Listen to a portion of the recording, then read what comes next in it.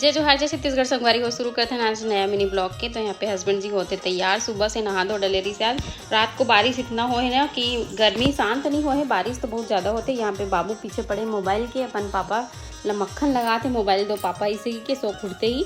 और मैं बनाने वाला हूँ दलिया। तो दलिया की रेसिपी बहुत जन सब्सक्राइबर बहनी मन डिमांड करे रही से, तो आप मन के डिमांड में चलो आज बना ही लेथन।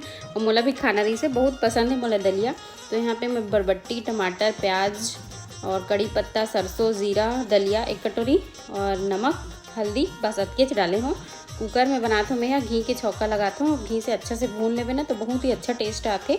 तेल से ज़्यादा घी में अच्छा लगती है। आप मन भी कौन कौन ट्राई करे हो तो ज़रूर कमेंट में बताओ कैसे टाइप के बनाता हो तेला। मैं तो ऐसे वाले तरीका से बनाता हूँ।